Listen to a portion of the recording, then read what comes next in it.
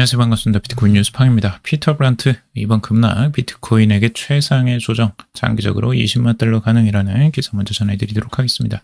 도움이 되시다면 좋아요, 구독, 댓글, 알림 설정하셔서 최대한 빠르게 정보 받아보시기 바라겠습니다. 베테랑 트레이더인 피터 브란트가 이번 급락은 오히려 비트코인의 최상의 시나리오다라고 이야기를 하고 있습니다. 장기 상승 사이클에 대한 확신을 드러내고 있는데요.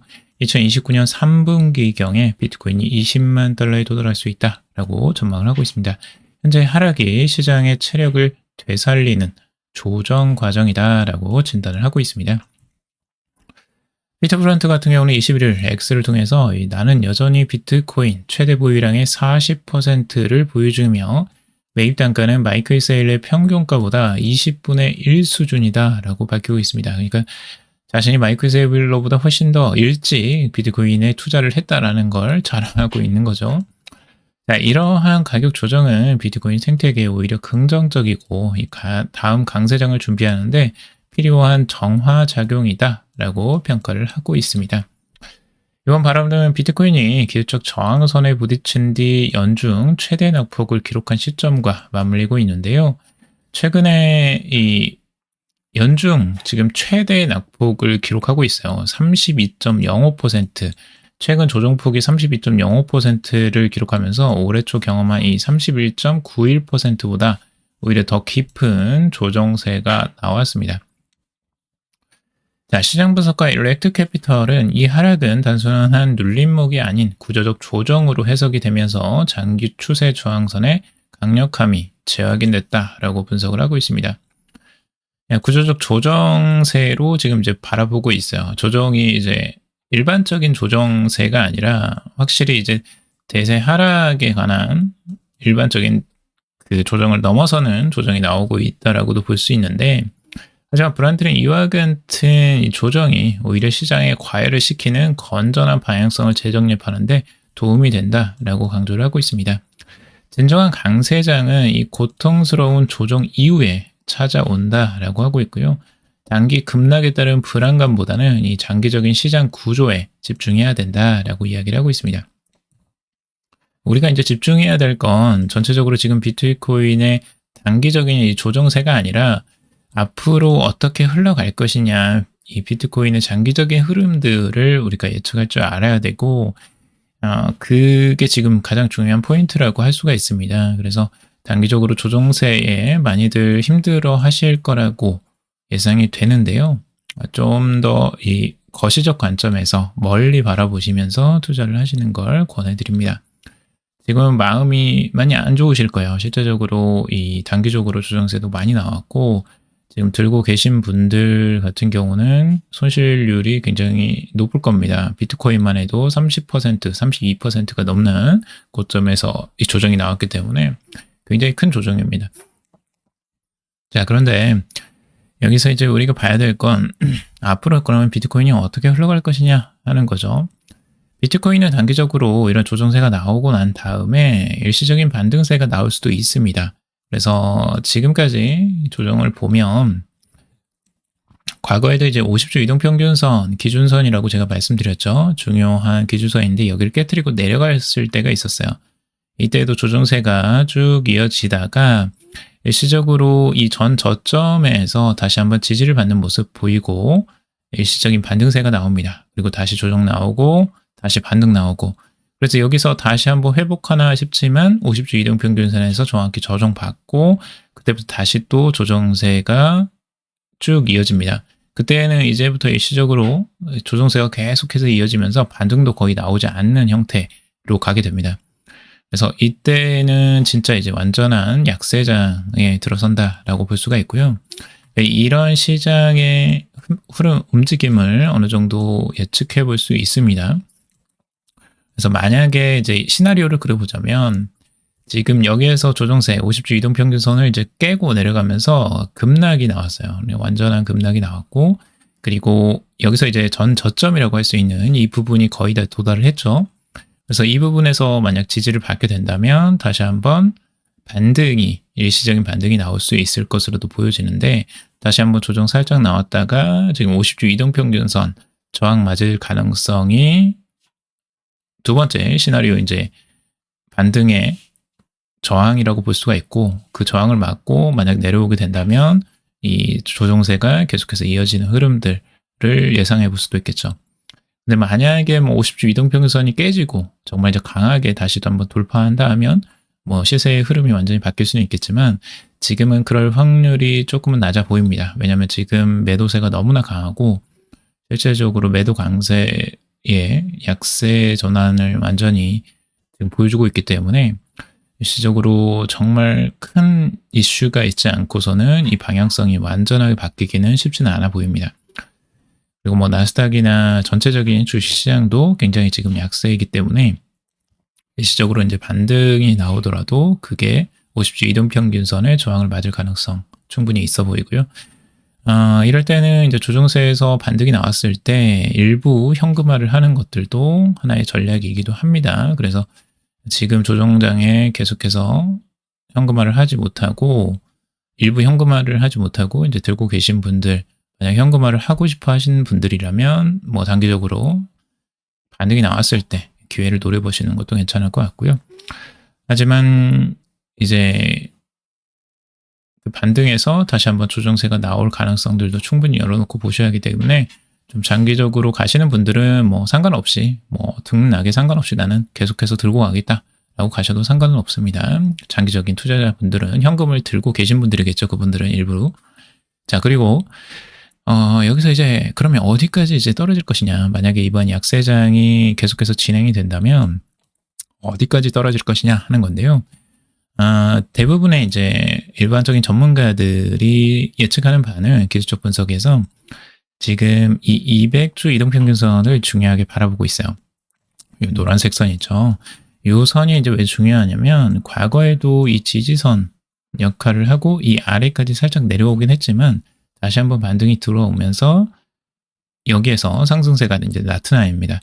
그래서 여기 200주 이동평균선 아래에서는 중요한 이 저점이라고 볼 수가 있고 이 저점에서 매수를 했다면 충분히 이 수익이 극대화될 수 있었던 이 시점이라고 볼 수 있겠죠. 그리고 이 과거에 여기 보시면 자, 이때에는 완벽히 200주 이동평균선을 지지받는 모습들이 나왔습니다. 그래서 과거에 지금 2018년도죠. 그때 완전한 저점이 나왔었는데 이때는 정확히 지지를 받고 올라오는 흐름들이 나와줬습니다. 그래서 이 시점에는 비트코인의 저점을 거의 정확하게 지지받는 200주 이동평균선이라고 볼 수가 있고 그래서 200주 이동평균선을 되게 중요하게 이제 생각을 하고 있습니다. 그래서 만약 이번 조정이 길어지게 된다면 지금 이 선의 위치는 한 56,000달러 선 정도인데요. 실제로 이 선의 움직임은 살짝 조금 더 조정이 있을 예정입니다. 그래서 이게 정확하진 않고 아무튼 이 선 근처 아니면 이 선 살짝 이하에서 이제 저점을 만들어낼 가능성들이 이제 기대되는 거죠. 그래서 이제 그런 부분들도 이제 놓치지 않고 보시길 바라고요. 한 1년 보셔야 됩니다. 실제적으로 이 조정세가 단번에 끝나지 않고 1년까지도 갈 수 있기 때문에 1년여를 여기에서 이제 천천히 내려가는 흐름들 이런 것들도 예상을 할 수도 있습니다. 만약 조정세가 이어진다면 그런 부분까지도 시나리오를 그려가면서 여러분들 투자에 한번 참고해 보시길 바라고요. 자, 그리고 골드만삭스 예민해진 월가 손실 방어의 총력이라는 기사입니다. 자, 월가에서도 지금 굉장히 예민해졌어요. 나스닥의 이 급락, 월가 엔비디아의 깜짝 실적 발표에도 불구하고 미국 증시가 장중에 급반전하면서 하락으로 돌아섰습니다. 그래서 이 손실 방어에 몰두한 상태다라고 보시면 됩니다. 하루 동안 고점 대비 약 2조 달러 넘는 시가총액이 증발했고 지수는 몇 달 만에 처음으로 100일 이동평균선 아래까지 내려가는 흐름들을 보여주고 있습니다. 금리 인하, 여력에 대한 연준의 혼재된 신호와 이 고평가 논란과 그리고 CTA, 퀀트 등 빠른 매매 알고리즘의 매도 물량이 기술적으로 쏠렸다는 분석이 동시에 나오고 있습니다. 이 같은 해지 집중 흐름은 주식시장에 국한되지는 않고요. 위험자산 전반에 매도 압력이 강화가 되고 있습니다. 그래서 비트코인에도 영향을 미쳤다라고 보시면 될 것 같습니다.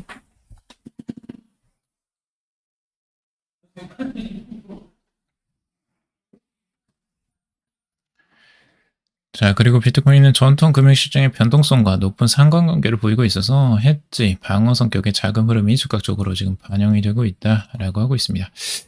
자, 이번 약세장에도 불구하고 아크 인베스트 같은 경우는 약세장에도 추가 매수를 했다라는 소식이에요. 디지털 자산주에 이틀간 7,700만 달러를 담았다라는 기사인데요. 디지털 자산 시장이 급락세를 보이는 가운데 이 아크 인베스트는 관련 종목에 3,870만 달러, 약 571억 원어치를 추가로 사들였다라고 하고 있습니다. 전날에 이어서 대규모 매수 행보를 이어가며 이틀간 투자액만 이 1,136억 원 규모나 된다고 합니다.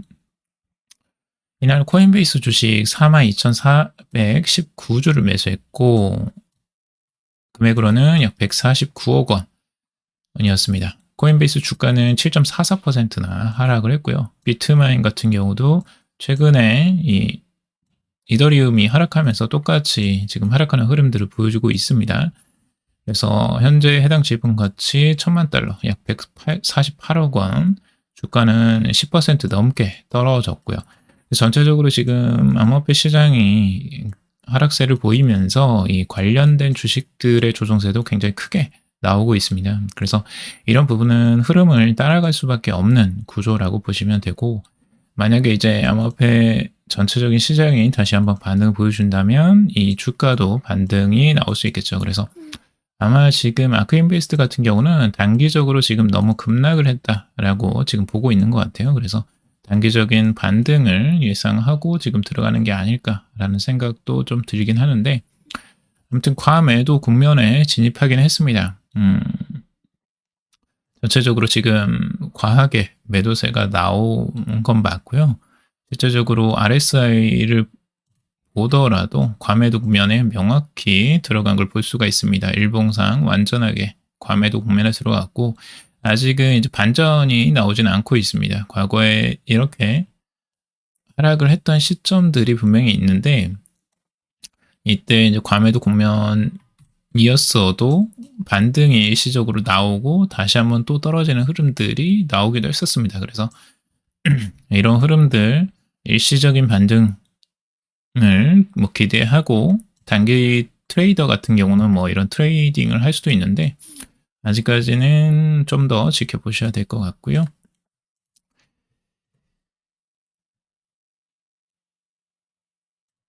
자, 그리고 나스닥 뭐 상승분을 반납했다 뭐 이런 거 나스닥 하락폭과 지금 비트코인 같이 동조되는 흐름들 계속해서 이어가고 있고 지금 뉴욕 연은 총재 같은 경우는 금리 추가 조정 여지 남아있다라고 이야기를 하고 있어요. 존 윌리엄스 미국 연방준비은행 총재는 21일 연방준비제도의 통화정책 방향에 대해서 가까운 시기에 기준금리를 추가 조정할 여지가 아직 남아있다라고 보고 있다라고 이야기를 하고 있습니다. 지금 이제 연준에서도 조금 이제 금리 인하와 금리 인상에 대한 관측치가 좀 다릅니다. 근데 지금은 대세는 금리를 동결하는 쪽으로 지금 대부분은 바라보고 있습니다. 다들 금리 동결 쪽으로 예상을 하고 있고요. 지금 금리 인하 쪽은 조금 확률이 좀 낮은 편이긴 합니다. 그래서 그런데 만약 금리 인하가 이루어진다면 시장에는 굉장히 이제 파격적인 기대하지 못했던 금리 인하가 이루어지면 이제 반등이 나올 가능성들이 있는데 과연 이건 이제 기대치고 이거는 실제적으로 이제 확인을 해봐야지만 알 수가 있는 거고요.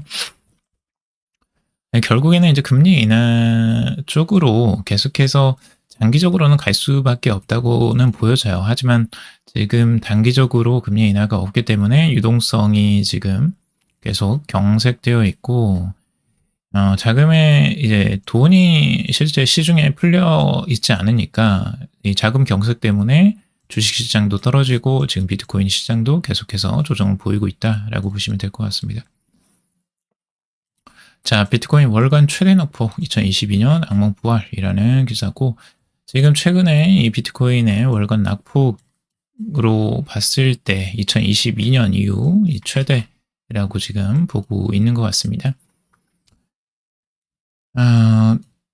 지금 그래서 이 고래들도 지금 매도세가 많이 나왔고 실제적으로 고래들도 공포에 질린 것 같아요.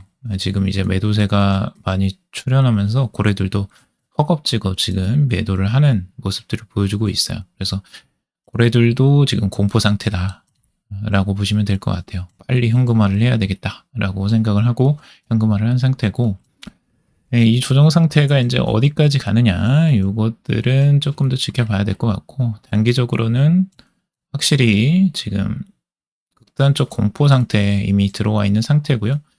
이 상태가 이제 뭐 한 1개월에서 2개월 정도 갈 수도 있는데, 결국에는 단기적인 저점 형성 가능성들도 이제 보긴 해야 됩니다.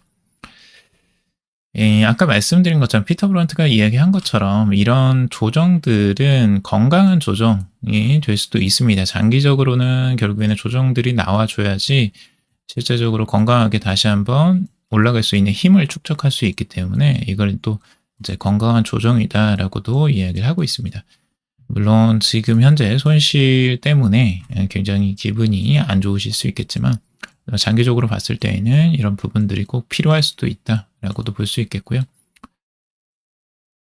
비트코인 ETF 5조 원 빠졌지만 이 패닉 아닌 전략적 조정이다라는 기사예요. 비트코인 현물 성장지수 펀드에서 기록적 규모의 자금 유출이 이어지고 있다라는 겁니다. ETF에서도 자금 유출이 계속해서 되고 있어요. 마이너스가 계속해서 됐죠. 지금 최근에 계속해서 마이너스고 자금 유출이 계속해서 되고 있습니다. 비트코인 ETF 11월 유출액만 37억 달러, 약 5조 4천억 원이나 넘어섰습니다. 그래서 최근에 하락세 주요적인 원인들 중에 또 하나이죠. ETF에서 자금이 이탈하는 거. 만약 여기에서 이제 반전이 일어난다면 반등을 또 기대해 볼 수도 있겠는데 아직까지는 그 흐름들이 나오지는 않고 있습니다. 조금 더 지켜봐야 될 것 같고요. 시장 상황.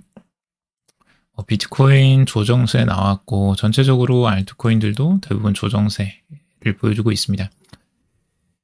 최근에 이제 G캐시를 조금 볼만한데 G캐시도 상승세를 보여주다가 엊그제부터 이제 하락세가 아주 급격하게 나오고 있습니다. 조정세가 크게 나오면서 18.31% 혼자서 계속해서 상승을 하다가 조정세가 확실하게 크게 전반적으로 암호화폐가 다 안 좋으니까 결국엔 G캐시도 어쩔 수 없이 떨어지는 흐름들을 보여주고 있다라고 볼 수 있겠습니다. 자, 오늘은 여기까지 정리해봤습니다. 여러분들 도움이 되셨길 바라고요. 도움이 되셨다면 좋아요, 구독, 댓글, 알림 설정 하셔서 최대한 빠르게 정보 받아보시길 바라겠습니다. 투자에 관련된 정보들 참고성일 뿐이고 좋으니 아니니 투자하실 때 여러분들 스스로 꼭 판단하시고 결정하시기 바라겠습니다. 그럼에도 방송 들어주셔서 감사합니다.